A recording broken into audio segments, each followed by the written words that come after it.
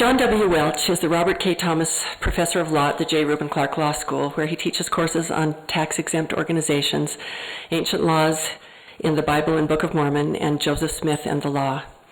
Many of us know Jack for his discovery of chiasmus in the Book of Mormon, which happened while he was serving a mission in Germany. He returned to BYU after his mission and studied under Truman G. Madsen, among others, ultimately receiving a BA in history and an MA in classical languages. He studied Greek philosophy at Oxford University while a Woodrow Wilson Fellow and earned his law degree at Duke University. He practiced law in the Los Angeles firm of O'Melveny and Myers before joining the BYU Law faculty in 1980. Jack was the founder of the Foundation for Ancient Research and Mormon Studies at BYU, and since 1991, he served as the editor-in-chief of BYU Studies. He also served as the general editor of the collected works of Hugh Nibley and on the editorial board of Macmillan's Encyclopedia of Mormonism, with Dad, by the way. He has authored or edited a number of books and articles, including The Sermon on the Mount and the Light of the Temple, The Legal Cases in the Book of Mormon, and Sustaining the Law, Joseph Smith's Legal Encounters. He also speaks in a variety of settings, and I have a clear memory of finding Jack speaking on the radio in my car one day. It was a BYU devotional during a time when I wasn't on campus regularly, so I wasn't at devotional. Our son Rich was with me. He was just weeks from going in the MTC, and we were mission shopping. When we arrived at our destination, caught up in what Jack was saying, we just sat and stayed in the car in the parking lot listening until he was finished. I got out of the car that day with new connections in my mind about important things, and they're connections that still make a difference to me. I've thought of that day fairly frequently over the last few weeks as I've had the pleasure of corresponding with Jack while he has refined what he was going to say tonight and crafted and recrafted a title. I fail to point out this room has some advantages over a car in a parking lot, but I suspect we are in for a very similar experience. Professor Jack Welch.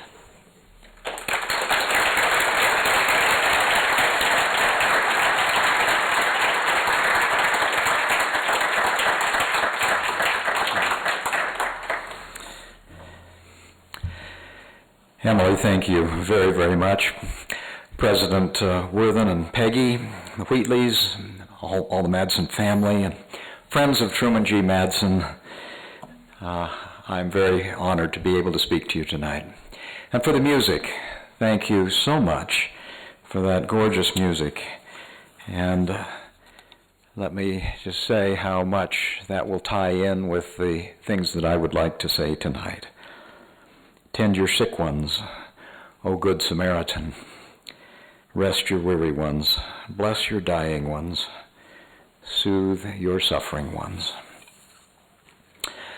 And thanks to all of you for your support of the Wheatley Institution's objectives and efforts to strengthen the core institutions of ethics, family, and society. At this event, Truman Madsen is sorely missed. And I must say that when I agreed to be the speaker tonight, I very much hoped that David Bentley Hart would be well enough to be here. I wanted to hear him, and I hope that we'll be able to hear him on another occasion. And at least I hope that what I will say tonight will resonate some with his deep interests in the early Christian fathers and his eagerness to extract from ancient texts insights that might fruitfully be brought into living contact with contemporary questions. I'm also thankful to Barney Madsen, who is well on his way toward the completion of the biography of Truman, which we all eagerly anticipate. And Emily, thanks to you also, as you've mentioned, for working alongside me as we've struggled to come up with a title for tonight's speech and the possibilities of where this may go. But most of all, we all do want to honor Truman. He was an amazing Samaritan in so many ways. I was indelibly blessed to know him as a student, to work with him on boards, and in many personal connections, as I know many of you in this room have as well. And what I've thought of and hoped to say tonight is something that would Make him, if you'll remember, rock back, grin, put his hand on my shoulder, and nodding that smile with his patented pure joy. May we feel his presence tonight. And let me begin with a word about this odd title, Plumbing the Heart of Social Institutions, Revealing Truths from the Parable of the Good Samaritan. Knowing how Truman relished the playfulness of words, yes, the triple entendres in this title are intended. I realize that it is unrealistic to offer the world today any kind of panacea for all of its horrendous atrocities and perplexities, but I still hope to say something relevant as well as revealing, things not just on my mind, but as Professor Faulkner prayed, also in my heart. In plumbing the depths, in keeping us square, true, or plumb to the world, and in having us think about the pipelines that interconnect our social relations and spiritual lives, I hope that the parable of the Good Samaritan will be able to reveal new ways for us to see the world, new insights into rightful thinking about duties, and eternal realizations that other people are always with us. These thoughts, I think, go to the heart of all human relations. Now, the story of the Good Samaritan is familiar the world over. Biblical scholars, even the most critical, agree that if Jesus said anything, he told this story. And secular legislators in many states and countries have adopted Good Samaritan laws to encourage and protect even the most bungling of us who stop to help those in dire need. I believe that this parable is generic and compelling enough that it can serve as a common paradigm of ethics, values, and social institutions in every culture, and thus everyone interested in establishing justice and promoting the general welfare can draw social capital from this timely and timeless tale. For a model to use in strengthening our core institutions, I would nominate this parable to be that paradigm. My interests in the parable of the Good Samaritan go way back into the 1970s when I began reading books about the Jewish backgrounds of Jesus' parables. But it was 20 years ago, in 1993, a new insight into the meaning of this parable was stunningly put in my path, something I had not expected. That incident came as my wife Jeannie and I happened to be eavesdropping as Malcolm Miller, a famous commentator in the Chartres Cathedral, was explaining to a group of tourists the Good Samaritan window there. Soon I realized that there was much more to this parable than a simple story with a headline, "Man helped on way to Jericho." Over the last 20 years, I have devoted considerable time to researching, writing, consulting for movie productions, traveling with Jeannie to photograph stained glass windows in France, looking for obscure works of art depicting the Good Samaritan in museums all over Europe, speaking at academic conferences, firesides, and publishing articles about this parable. And all of this has brought me to understand why this parable has such a prominent place in Christian thought, and indeed a place of honor close to the high altars of Gothic cathedrals. In all of this, Jeannie and I have become deeply impressed that this parable epitomizes the plan of salvation and offers the master plan for actuating beneficial human relations. I want to acknowledge Jeannie's priceless contributions to our development of this understanding. For years, she and I have talked of these things as we have sat in our house, walked by the way, when we lie down at night and when we rise up in the morning. And then she goes out and feeds the homebound, visits the sick, and tends the toddlers, the least of these. Her steady schedule of compassionate service qualifies her, much more than me, to expound this text.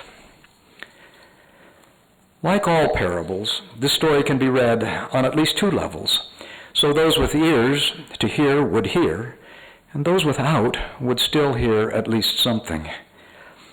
Indeed, the prophet Joseph Smith affirmed that the deeper symbolic meanings in each of the parables of Jesus were explained plainly and elucidated by him to his disciples.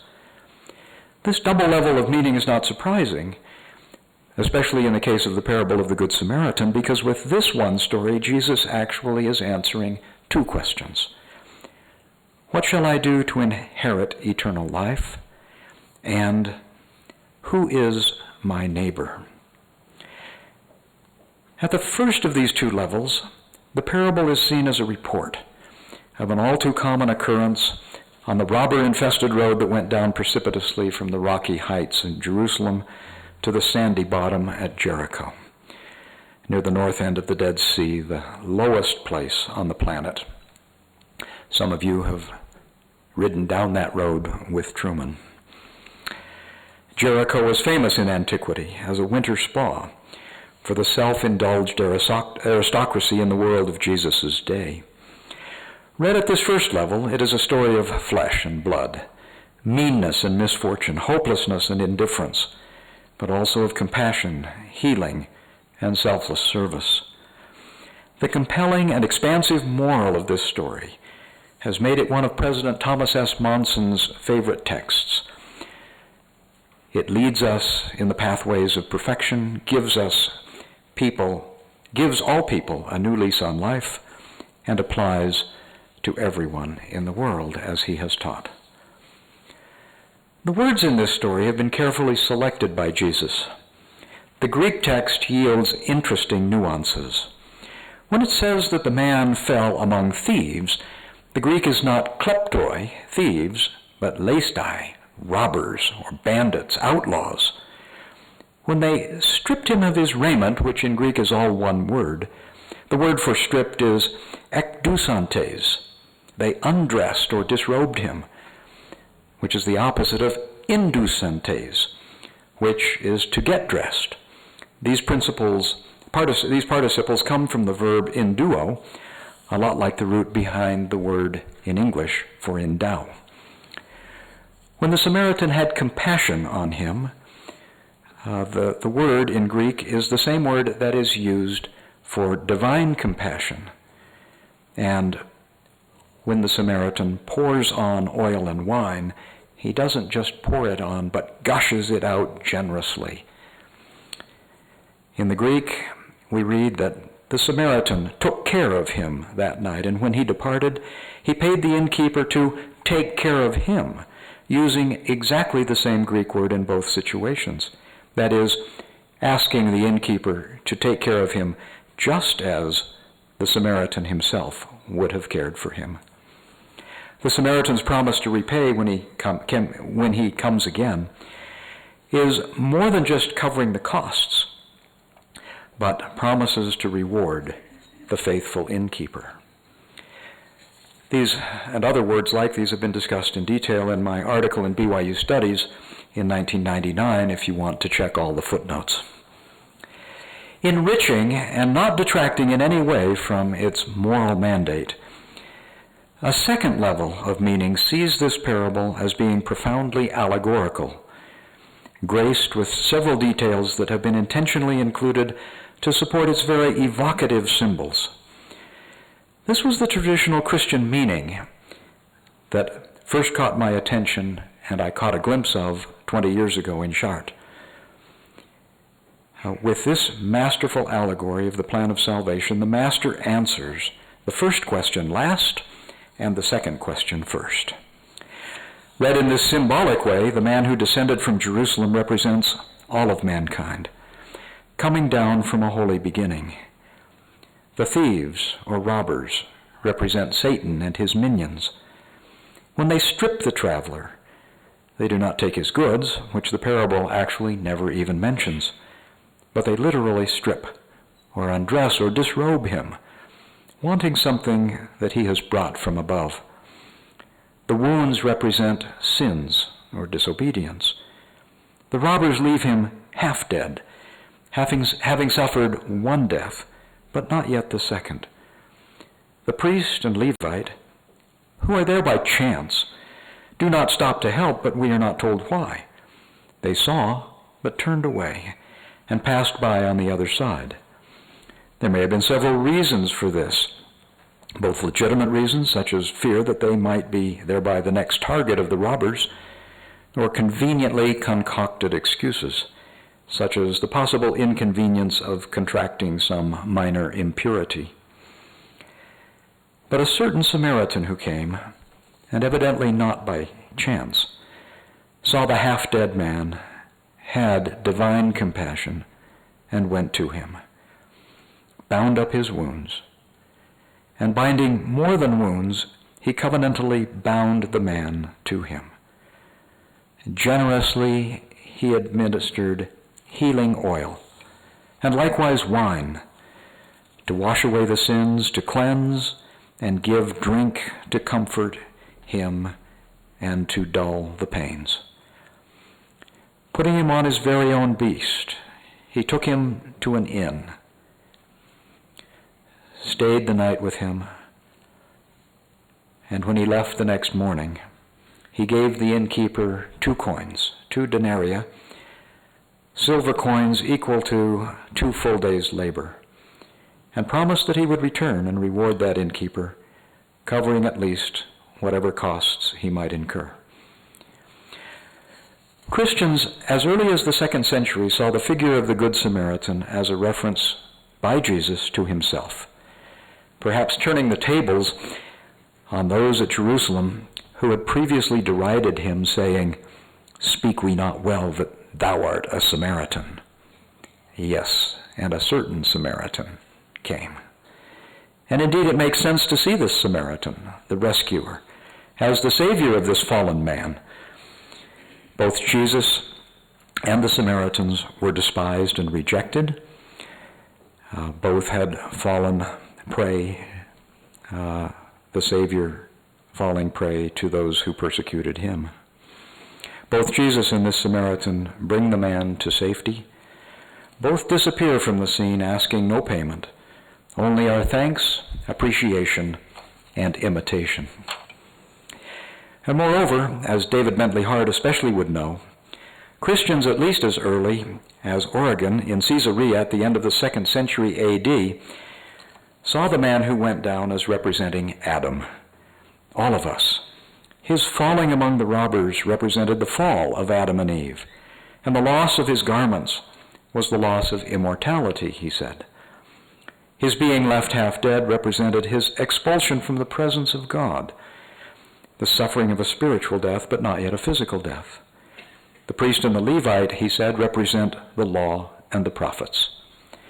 The Samaritan, of course, is Christ, but the inn is the church, the Pandokium, a place that receives all people. And the promise to return refers to the Lord's second coming. Origen himself attributed this understanding to what he called the presbyteroi, the old guys, the old members of the church who had been taught by the apostles themselves.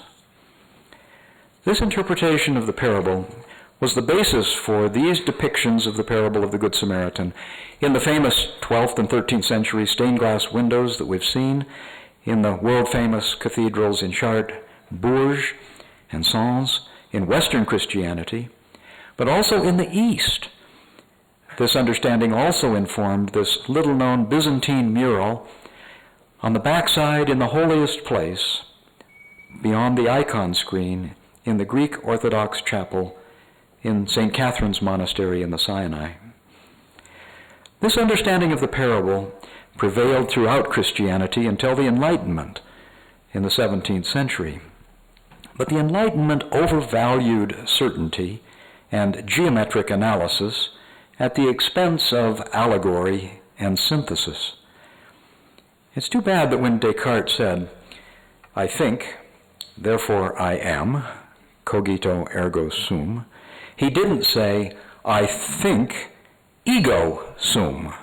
For the Latin words, ego sum, are the words for I am, as in I am that I am.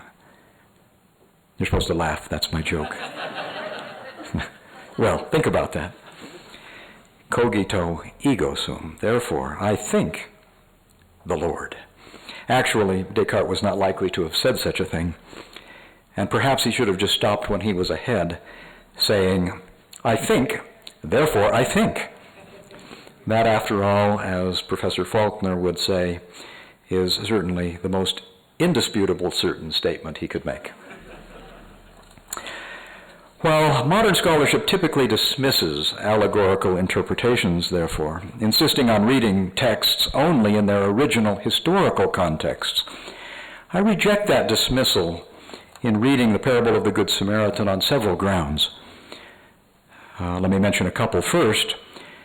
We must think, what if Jesus originally intended his parables to be understood at two levels? And very well he might.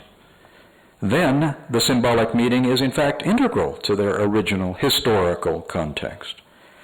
And second, the limited secular reading precludes too much, in my opinion, for any legal norm, precedent, rule, or ideal is already, like an allegory, a generalization, an abstraction, or a projection that rises beyond a mere statement of facts.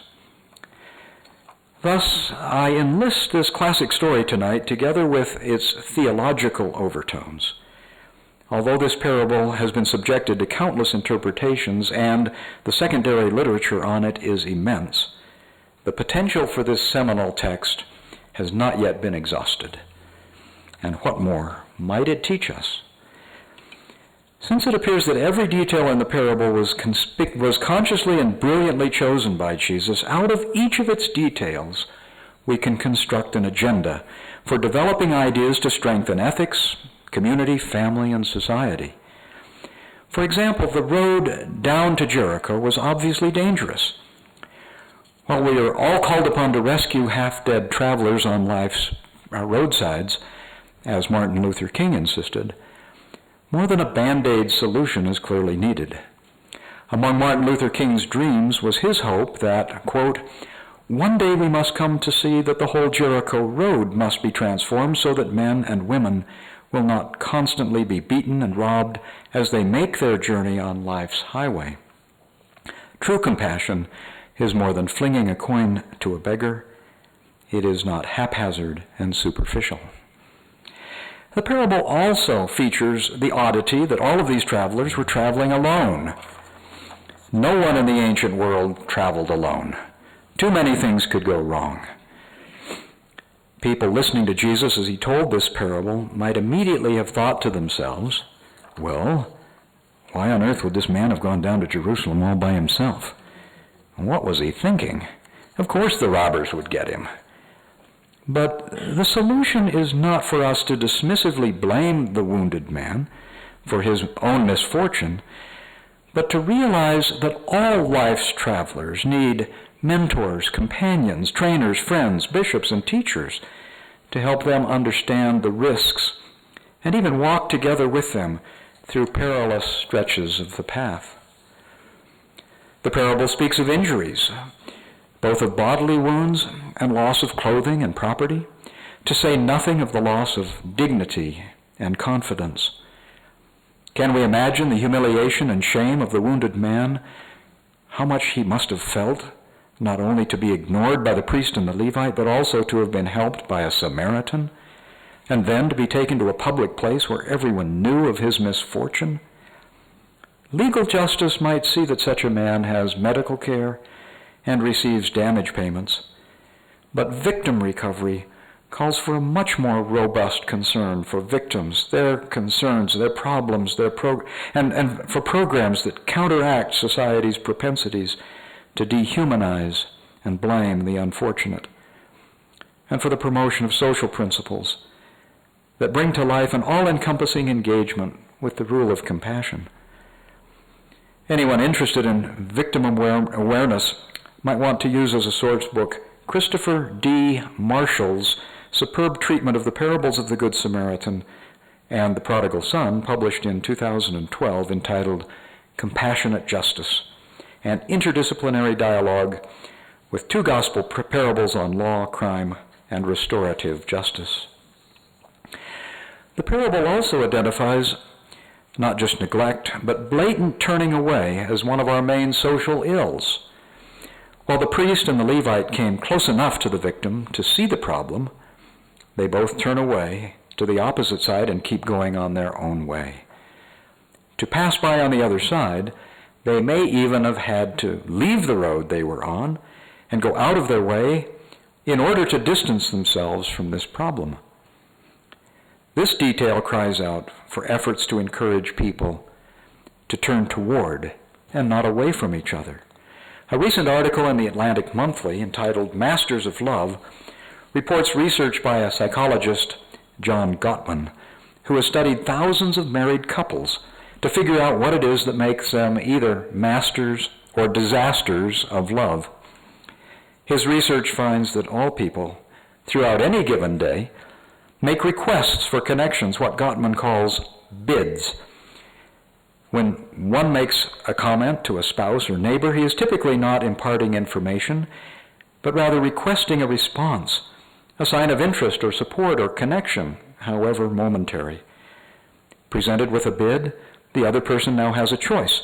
She can either respond by turning toward or turning away from the person who has made the bid. Gottman's research has found that these bidding interactions have profound effects on marital and social well-being.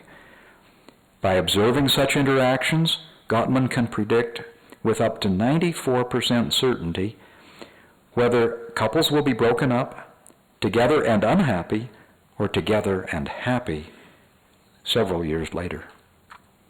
While Gottman's research bolsters common sense conclusions with quantifiable scientific support, the world really needs to look no further than to the parable of the Good Samaritan, to know that turning away is always detrimental, undesirable, and in many cases even disastrous.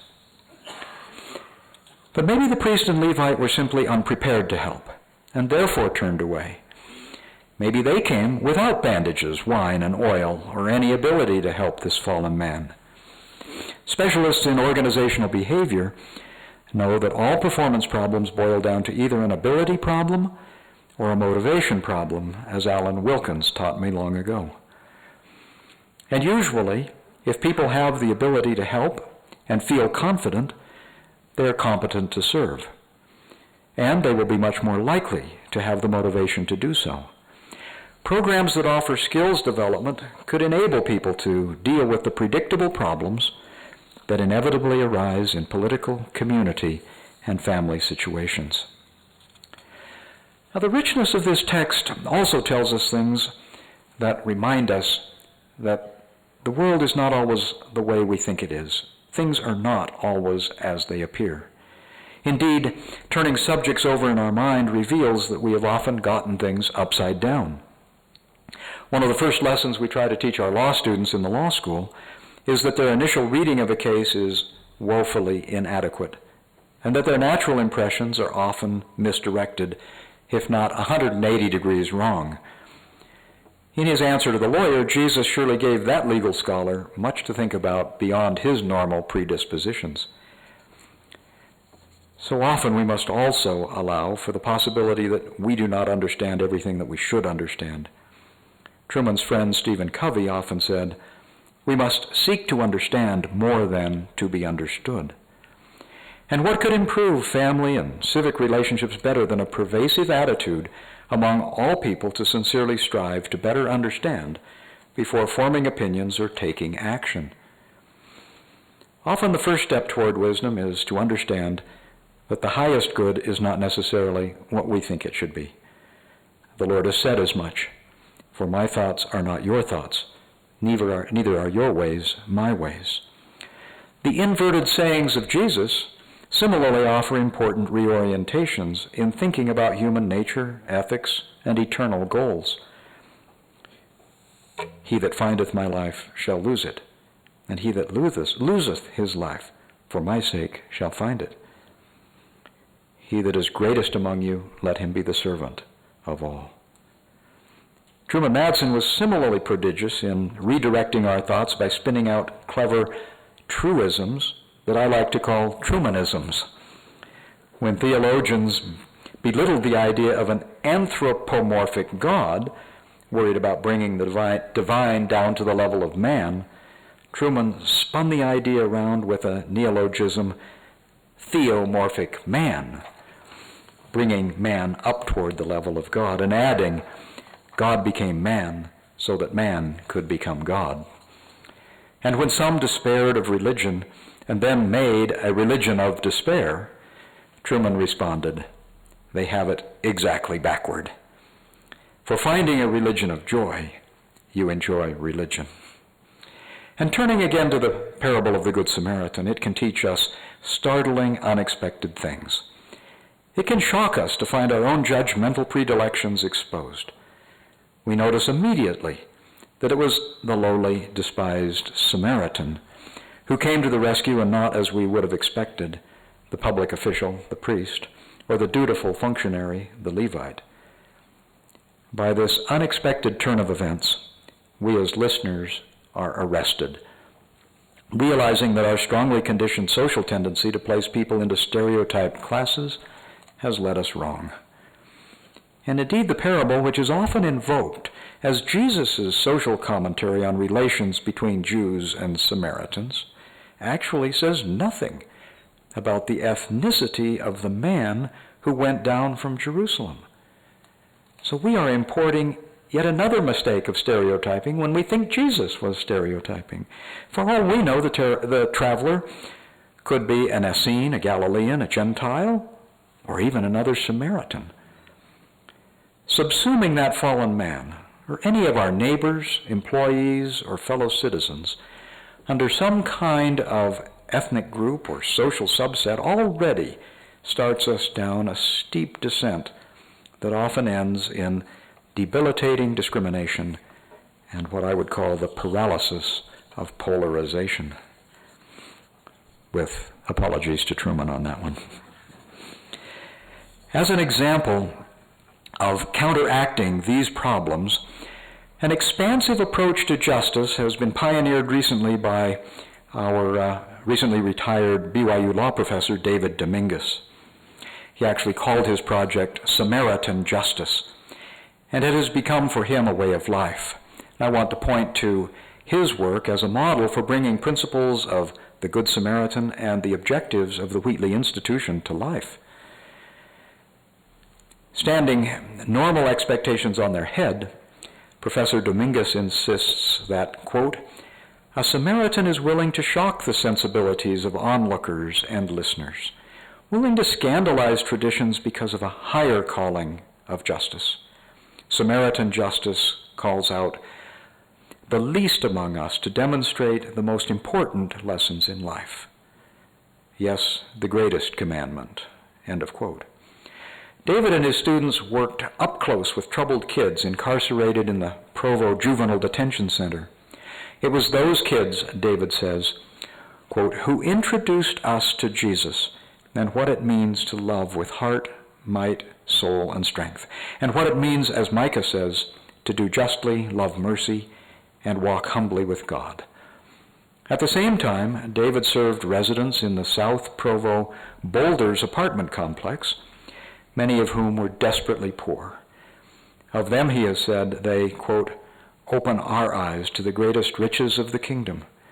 In fact, Samaritan justice claims that unless you see such transformation in the despised of our society, unless you witness these glimpses into the kingdom of heaven within us, around us, and through us, there is no living testimony, only an echoing of someone else's faith.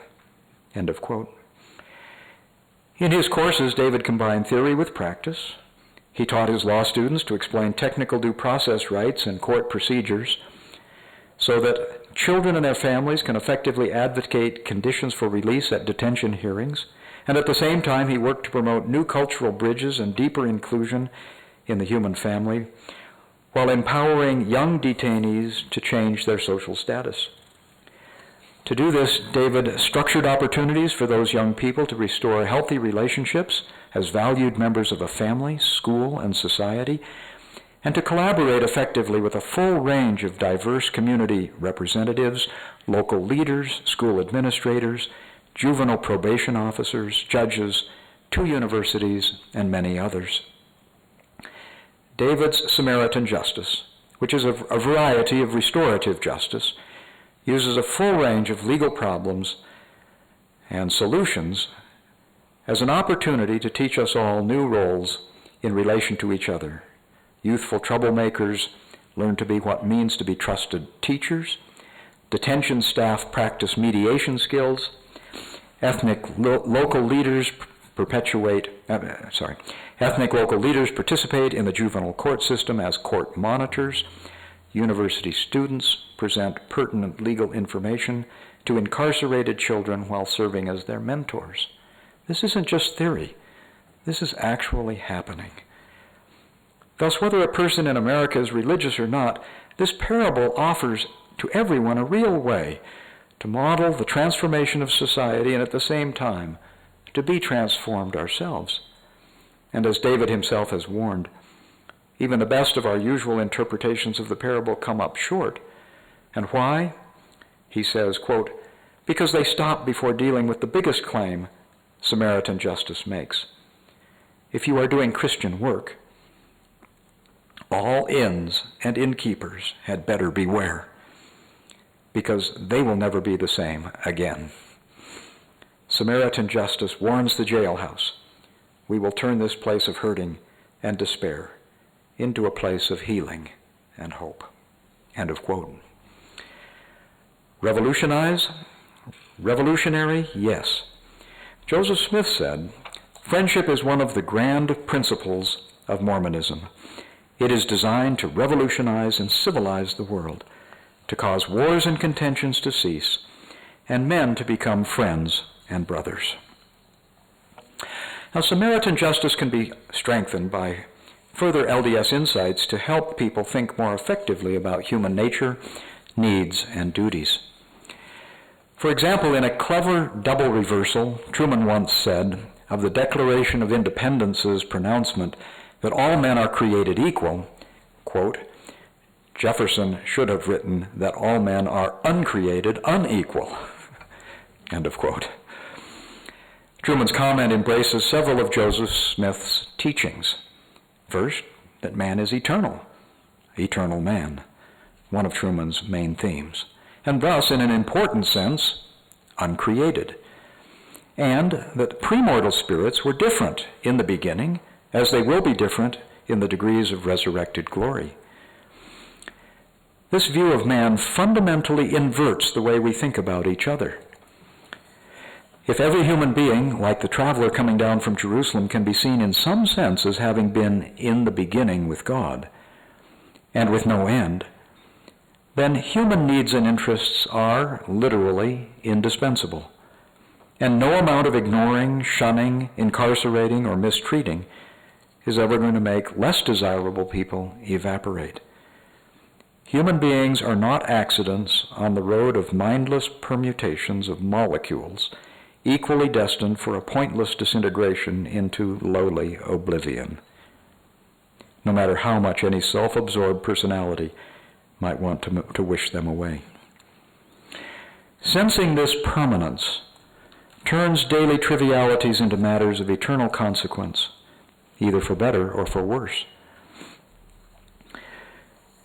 And when we recognize that human differences are not all bad, and how could they be if they are of eternal essence, this helps all humans to deal less judgmentally or disparagingly toward others who are somehow unlike themselves. The object of society, I would suggest, is not to be indifferent to those differences or to remove all those differences, but rather to recognize, whenever possible, the usefulness of differences and to assist all people to progress within their spheres of individual capabilities, whatever they may be. That attitude alone would recast the entire human drama. Unfortunately, battle lines between differences are often drawn with an attitude of winner take all. So we pit one group of society against another. We end up in dualistic strife, dueling with each other, a 30 years war, trench warfare, overzealous advocates, those who champion long-range needs with others focused on short-range needs. Truman presented an alternative and passionately believed that we could grow beyond these kind of two-dimensional arguments.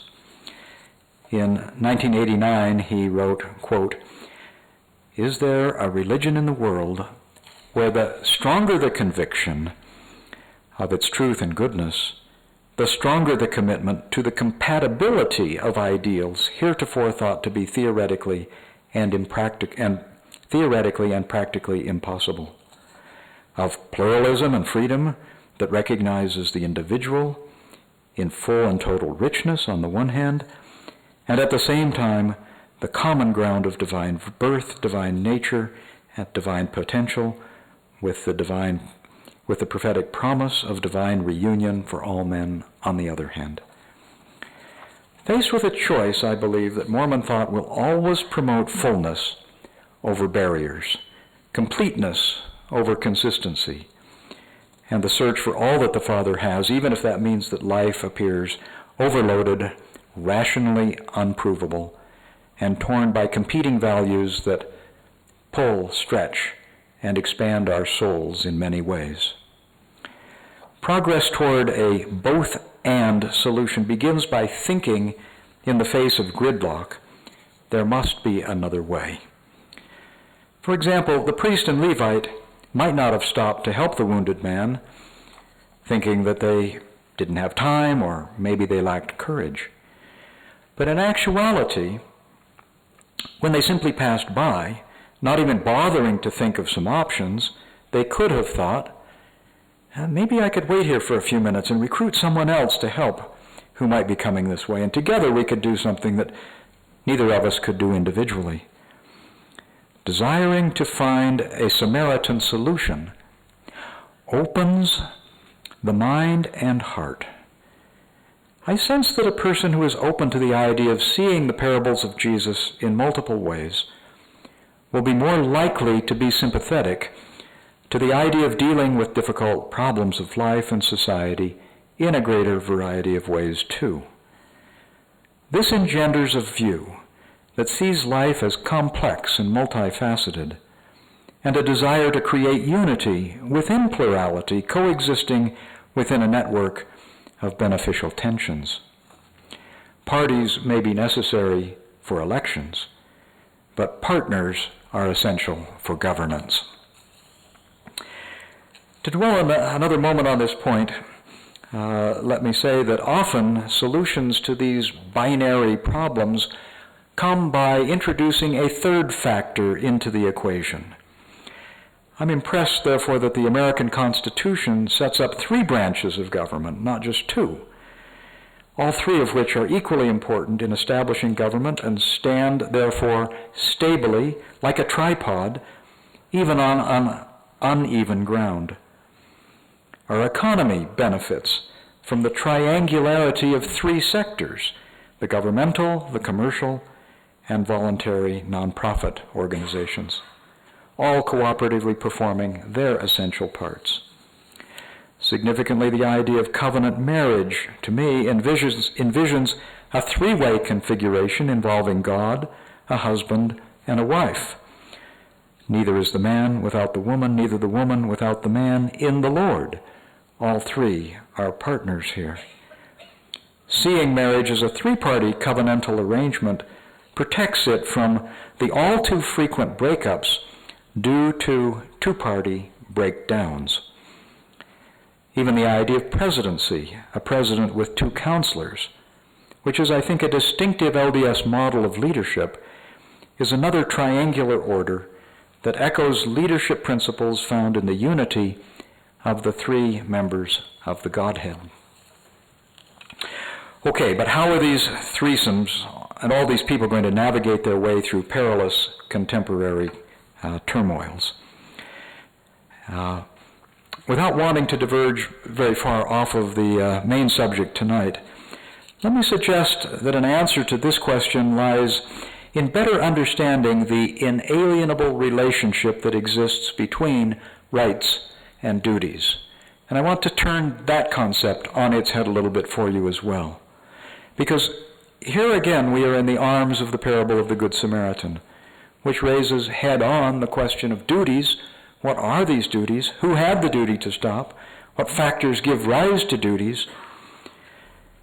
I've written on this in the law school's Clark Memorandum, so I'll only mention a few details in that article. But basically, I'm very concerned that modern society sees the relationship between rights and duties backwards, and perhaps the Good Samaritan offers ways to correct that shortfall. At least the Good Samaritan, if we are thinking about it, will get us talking more about duties and maybe a little less about rights, although both, as you'll see, go hand in hand. Well, implicit in the balancing act that lies behind the need to have both rights and duties functioning together, and by the way, you can recognize that the duties agenda has been so successful and so important in the 20th century that I hope and wonder if the duties agenda can balance that out in the 21st century.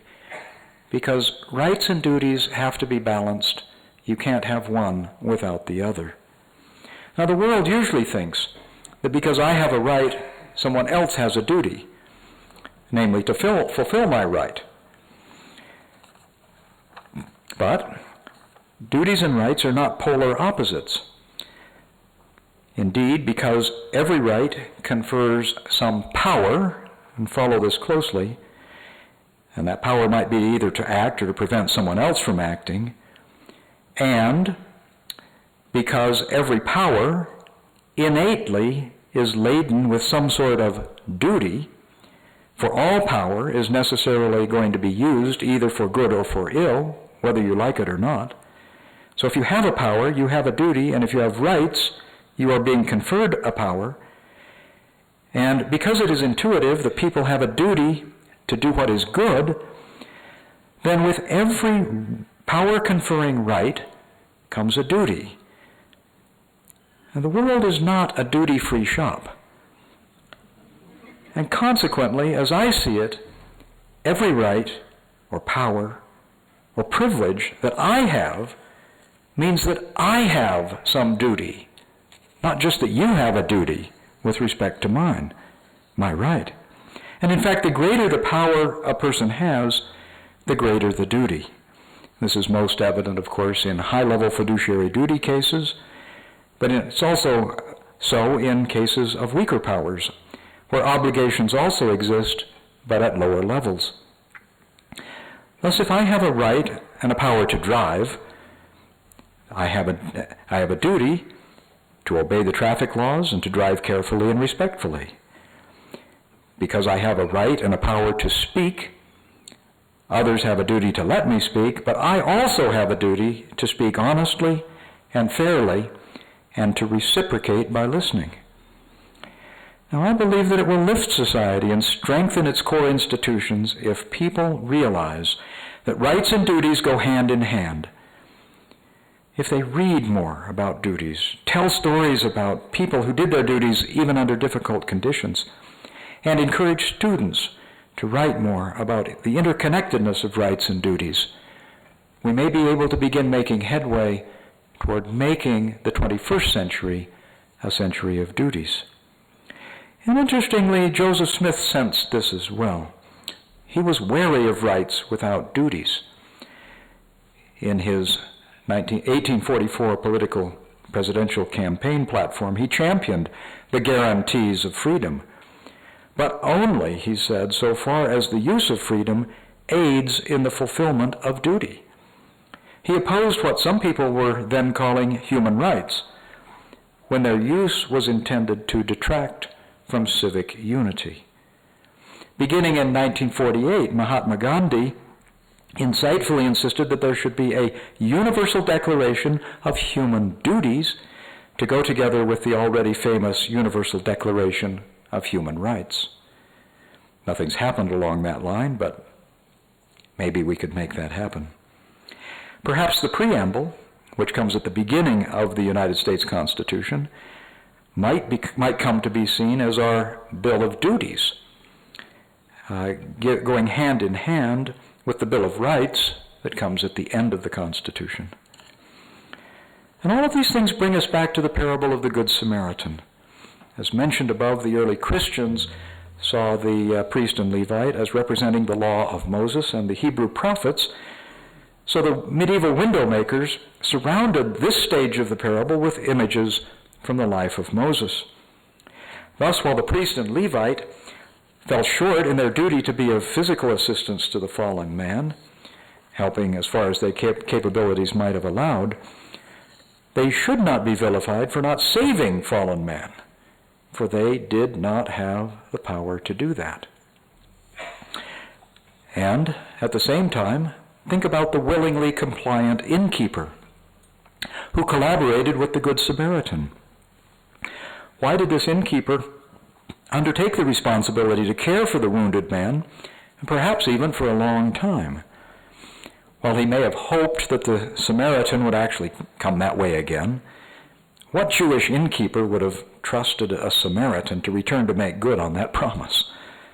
And didn't he realize that it might adversely affect his business if he took this bleeding, groaning, wounded man into his inn? As the parable is set up, however, the innkeeper had a power. He had a fire, a loaf of bread, a shelter overhead, and thus he had a duty to give. Now, there may be many answers to the questions. Why should we and why do we serve? Each of the following reasons and many others should probably be explored and articulated more clearly. But right in King Benjamin's masterful oration, we encounter many reasons why we, like this innkeeper, should do our duty to serve. Reasons include because it gives us joy, or because we've been commanded to and we love the one who commanded us, and we have covenantally agreed to do this kind of thing, and will be judged and rewarded or punished on how we do. But even more compellingly, because we have received benefits from God and others and can only repay those debts by serving in return. And more essentially, because when we are truly converted, we cannot do otherwise, and should be true to who we are. And because we serve with the Master, we come to know the Master's voice, Benjamin said, which we then are blessed to follow.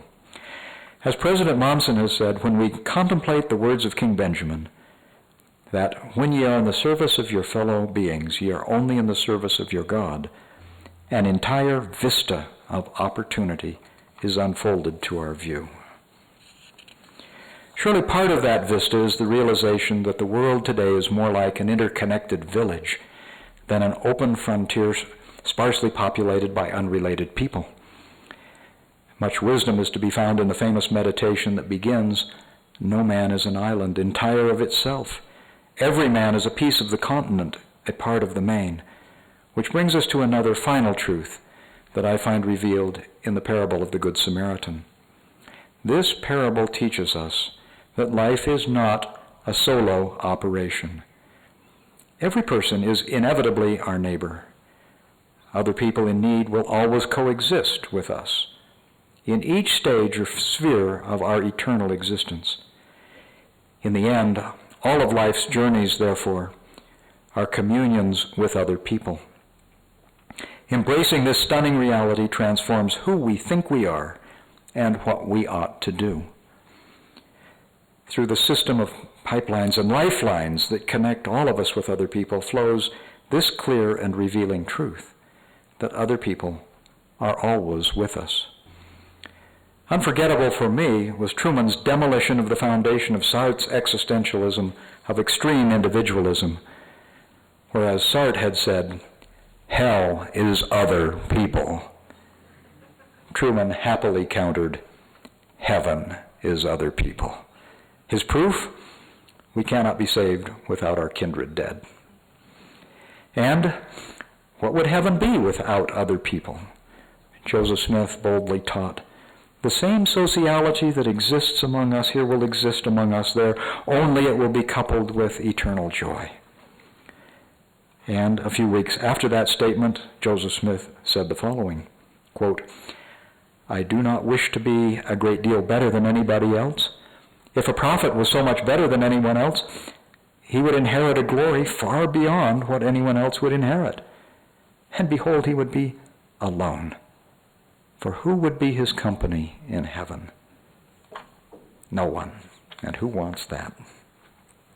In a strong sense, every human being on earth is a spirit child of the same heavenly parents. And this invites us to rethink the spurious Western notion of self. Normally people think that morality is doing what's best for oneself, right? But Hamlet's line, to thine own self be true, and then thou canst not be false to any other man, begs the question, what is this self to whom I should be true? If oneself is more than just one's body, as surely the self is, then why should the self not include other people, all of whom are inescapably a part of our eternal selves? I, for one, would feel that I had lost more of myself if I were to lose Jeannie than if I were to lose my hands or feet or eyes or ears. Thus, helping other people paradoxically turns out to be helping ourselves, because they're part of ourselves, while ignoring others harms ourselves. This ethic of other people is concisely stated in the Golden Rule, which is found in various forms in most religious traditions, as my friend Al Christie has so thoroughly and wonderfully discussed. Jesus said, whatsoever ye would that men should do to you, do ye even so to them. And Hillel, the compiler of the Mishnah, said, what is hateful to you, do not do to your neighbor. This is the whole Torah. God himself epitomizes this ruling in affirming, this is my work and my glory to bring to pass the immortality and eternal life of man. Basically meaning, as he wants immortality and eternal life for himself, he will do unto us so that we can have the same and thereby become like him, so that we can all belong together. As Truman was wont to say, and how can we know who we are until we know whose we are? Understanding the self in this expansive way makes morality not just a matter of drawing a circle large enough to include certain other people. The parable of the Good Samaritan implies no such malleability of morals. The man who had fallen among the robbers, whoever he was a part of the self of every priest, Levite, or Samaritan passing that way. Even Jesus understood that he was not alone. Truman liked to wander amidst the gnarled olive trees in the Garden of Gethsemane, where we are confronted by this small sculpture etched into a wall. It depicts Jesus kneeling at what appears to be a rough-hewn altar. Seeing this, Truman wrote, quote, we are gripped by a sense of total exhaustion. Christ's body not only kneels, but stretches out under the weight upon him, drawn, spent, limp, anguished, writhing under the strain. Even with his inherent gifts of divine intrusion, he still could not turn this oppressive, grinding millstone alone. A moment came, the record said, when there appeared an angel unto him from heaven, strengthening him. And when he prayed more earnestly, out of all the panoply of heaven, who would be sent as the celestial Samaritan on this mission of mercy? Someone he knew? Someone who knew him? And how was power transmitted on that awful and tormenting night? End of quote. In other words, even the Samaritan could use a Samaritan. And while we don't have the answers to the questions Truman posed, he continued, quote, "One truth emerges. If he could not do it alone, neither can we, not without his strengthening us. To endure and overcome the world, our all is required, but our all is not enough. It must be combined with his. Only he can lift us to the full reaches of our potential." Truman continues, "Much in our secular society says, 'Oh, yes, I can do it my way.' But that is disabling vanity. For those of us near despair who cry, 'Oh no, even with him I cannot go through all of this,' he replies, 'I can lift. I can heal.' That night he was stretched to reach both human extremities, to the petulant and proud, and to the depressed and despairing." End of quote. Now let me draw all of this story to its conclusion by asking, who are you in this parable? What's our reader response to this story? Are you the man who went down? Yes. Surely we have all come down. We are all injured, and we are all in need of a rescue, a Savior. Consider this painting by Vincent van Gogh, one of the very last he painted, as he desperately hoped that someone would come to his rescue. As you can see from the profile on the face of the man being lifted up onto the Samaritan's horse, art historians believe, based on this sketch made right after Van Gogh had died, that Vincent painted himself into this poignant scene in this ever-generative parable. Or are you the rescuer who showed compassion? Yes, we are that person too. For we are not just politely invited, but commanded to go and do likewise, to become, in effect, saviors with the Samaritan on Mount Zion.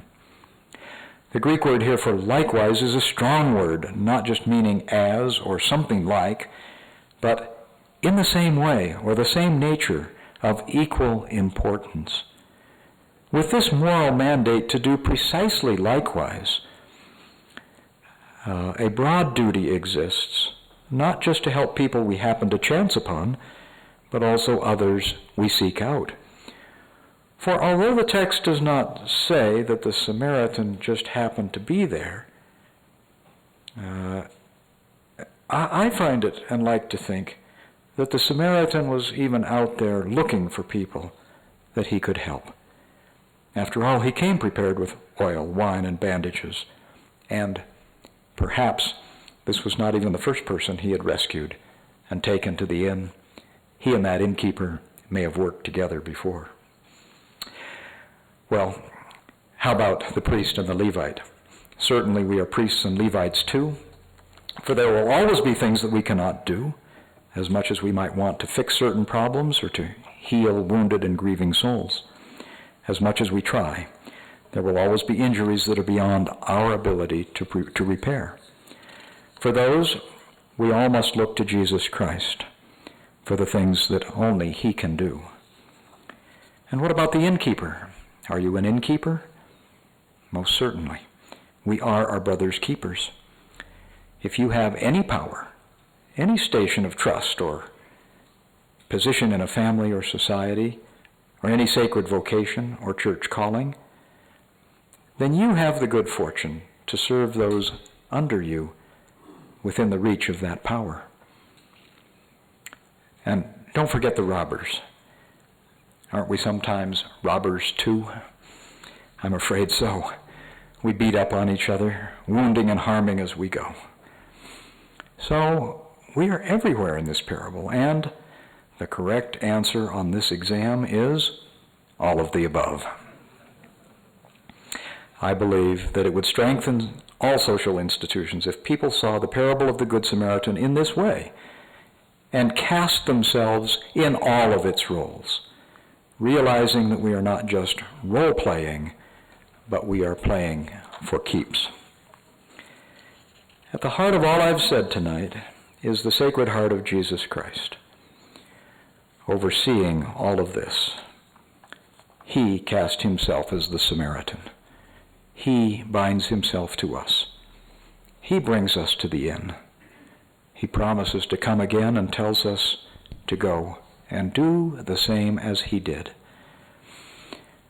Although the world wishes to see human relations and social institutions in purely secular veins, it is the water of Christ that flows through the veins, the pipelines, the channels of our souls to bring these principles to real life. Again, with apologies to Descartes, we can say, I am a branch, therefore I am. Relationships are the fundamental realities. I am the vine. Ye are the branches. Without me ye can do nothing. But not only does the Samaritan represent Christ as the rescuer, there are hints that the man who comes down from the holy place also represents Jesus himself, who like us became flesh. Yet another branch of interpretation saw the man who came down as representing not only Adam, the first man, but also Jesus Christ, the second man. For as we survey that wondrous cross, Jesus too was beaten, wounded, stripped, and had people cast lots for his raiment. He was passed over by Jewish leaders who did not come to his help. Jesus knew that not everyone would be able to believe what he said when he declared, I am the light and the life of the world. To those, he still invited them in, saying, then do what you can.